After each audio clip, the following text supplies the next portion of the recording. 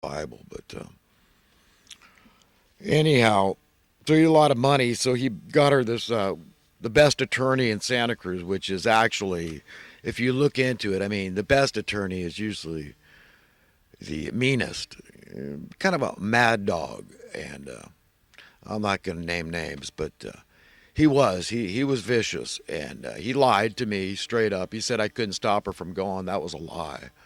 I could have put in an injunction right away for very little, using a paralegal to assist me for very little money. I could have, and so anyhow, I had gotten involved with this Seventh Day Adventist church down in Santa Cruz, and it was a big relief to decide, you know what,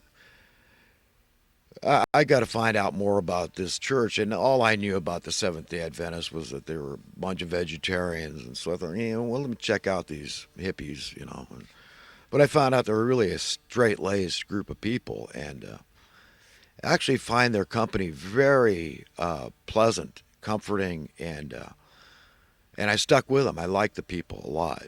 Very, very nice people. It's nice to know that people like that exist, and you know, and I'm sure there's a lot of the churches I've been to and gone to that are really good. But as a friend of mine, Barry Gregory, we're surfing buddies from way back. We've done a lot of stuff together too, and good guy. I like him a lot. He's a fellow Taurian, born in May, but I think in some ways we're a little too much alike. But we're good friends, very very bonded. But we took some trips in a tiny. I had this. It must have been an early '60s Datsun, which is now a Nissan pickup truck, literally a sewing machine of a vehicle. I believe it had 3 cylinders, if I remember correctly. Tiny little motor, sewing machine of an engine. We took that thing down to Baja California. I mean, it's no small miracle that we made it back and that thing was still running. But it was pretty rough because we ended up getting stuck in foul weather. We were driving this tiny little truck. He's kind of a big guy. We're both pretty big at the time, more surfboards and just bonding time. But, we bickered a bit. And but it was a pretty rough trip. But we're still good friends. I mean, I adore Barry to this day. But I'm getting digressed here. I know I'm trying to tell this story about my frustration, my intense frustration. But anyhow, so I'm up against this lying attorney, vicious attorney, and told me I couldn't stop her from moving to Santa Cruz, from Santa Cruz to Las Vegas. At that time, she was with a guy that I kind of liked. He was a big guy, probably about 6'3" or so, Mark, and he was a bit of a gentleman, kind of polite and respectful, and he kind of was sensitive to the situation. So I didn't mind really too much that she was with this guy. I didn't like it. I was very jealous. Always been a jealous husband, and she knew that. After I went to jail for hitting one guy, but I wanted to keep her. I was really in love the whole time. It's why I asked her to marry me. I fell in love with her, and I wanted to keep her.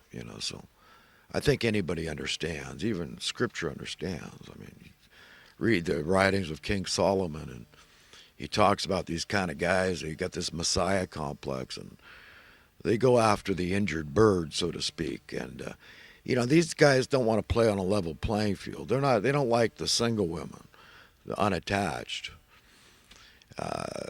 They like the distressed ones. So they get into troubled marriages often. There's a particular type of guy. A lot of them out there.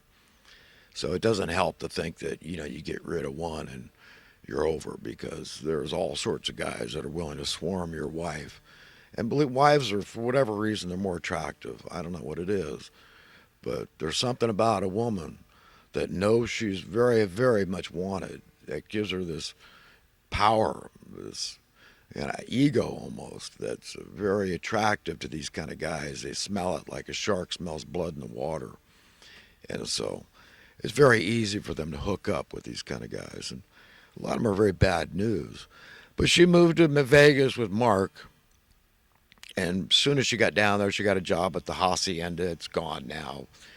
Well, I don't think it's there anymore anyhow, but they rebuilt the place. But the Hacienda Casino Hotel, and that's where she met this guy Larry, and so right away she kicked Mark out, and it was a bit of an ordeal getting rid of him. But once you involve the police, it's not too hard to get rid of somebody. So she got rid of him, moved Larry into her apartment down there, and she took my daughters, Jennifer and Kristen, were with her, and so I was making my first trip down there, and probably after less than a month. And when all this was going on, I wanted to get down there and see what the hell was going on and meet this character Larry. But that didn't happen because we got to the hotel, and I got to the hotel where I was staying, and I called to pick up the kids, make arrangements to pick up my daughters for a visit, and Larry answered the phone. And he starts with this very patronizing, condescending tone, and I could tell, oh my God, this is not happening. I mean, it was a nightmare. Just like, oh no, it does get worse. It's like, whoa. But I mean, he starts telling me he's a born again Christian. Here I'm going to church and praying and reading my Bible all the time, and God's getting me through this storm I never saw coming. I should have, but I didn't. I was totally unprepared for everything I was going through in my life at that time. But then he starts telling me about his relations with my wife. I mean, he's a born again Christian. We're still married, legally at least. She was very messy. She didn't bother divorcing me. And I tell Larry, listen, Larry, I said, look, I'm coming over to pick up my daughters now. And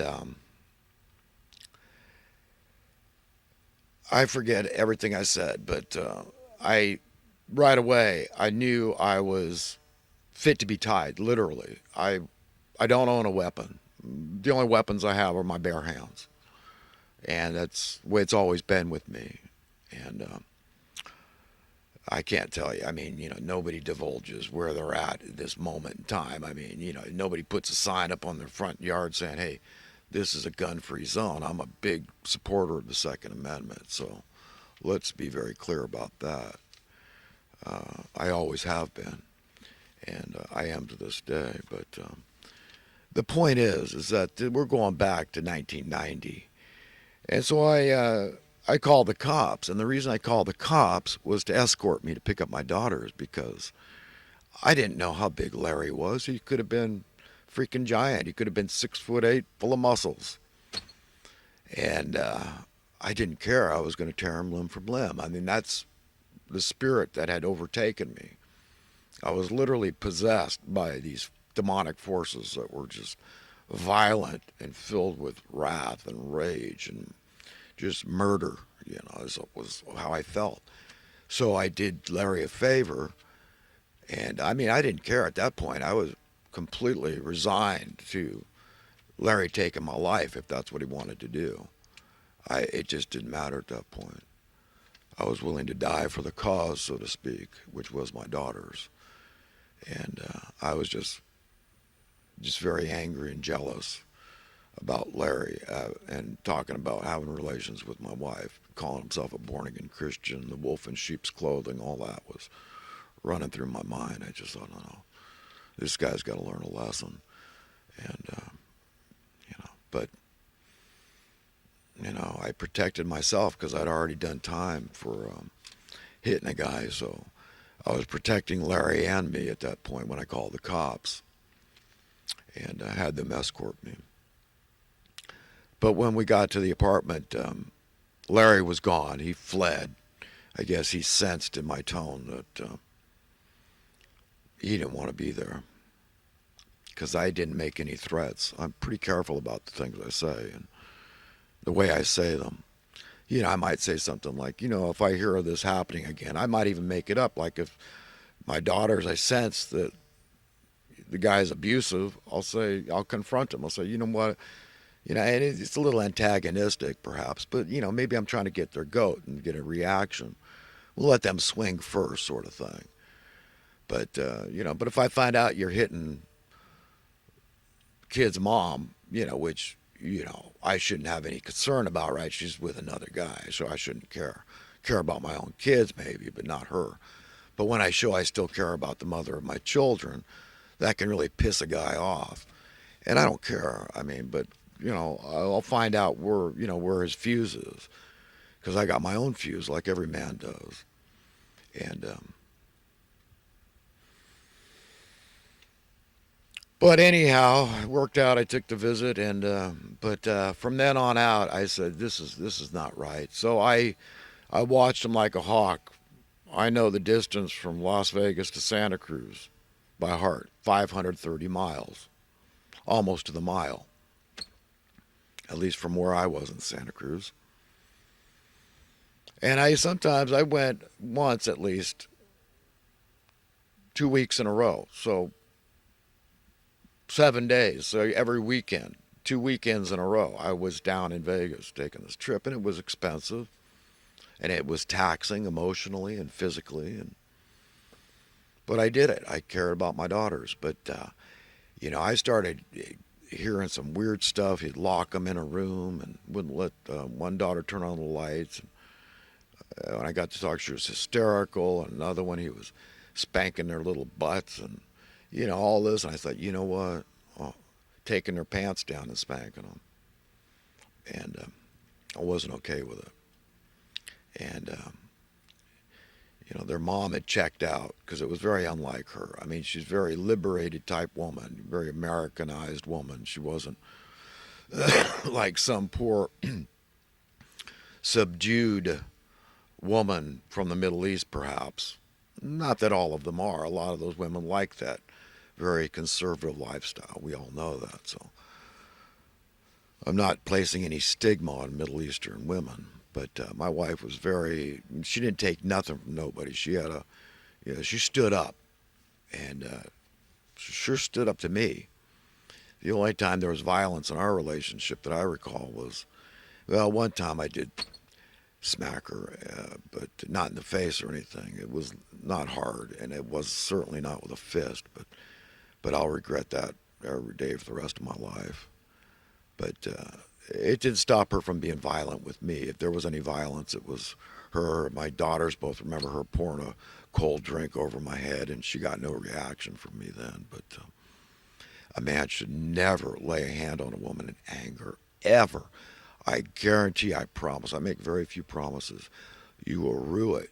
You will regret it. You will lament it for the rest of your life. I promise you. Do not lay a hand, do not lay a finger on a woman in anger. Ever. Ever. But Larry was abusive. See, later I found out that Larry was abused, physically and sexually abused by his own parents, child. I don't think my former wife knew that at the time. But long story short, I got a loan from my church. They call it the Brotherhood Fund. $1,500 is what the attorney wanted to fight for child custody. And so I cited why I wanted it, because the stories I was hearing about this man that was taking over the parental duties for my children. And but of course, the courts just think, hey, they give you a probation officer, the child protective thing, and all that. I can't remember all the technical terms of these people in the bureaucracy, but the district attorney's office is involved in all this, and these family courts and all this, and very involved and intricate web of authority. And but their attitude is, the first glance, he's a jealous, disgruntled husband making up stories and just wants to hurt his wife, get back at her, and that's why he wants custody of his kids. So I had to fight and fight and fight. The whole thing took 2 years, but eventually they started, believe me, corroborating information from my daughters themselves that indeed these things were going on and they weren't okay. And I got custody of my daughters, but they never heard it. Their mother, this Larry guy, was abusive, so he was abusing her and probably likely threatening her life if she ever left him. So now she doesn't have her daughters, and she just got Larry. And Larry's a crack addict. It later came out. It was pretty widely understood he was a crack addict. And then later, of course, the abuse as a child thing came out. But they ended up having a child together. My kids never got notes or calls or nothing from their mom. I mean, she just, because I'm sure that's what Larry wanted. He didn't want her to have anything to do with him anymore. So I raised my daughters in Santa Cruz. I had to take them to work with me as a landscaper.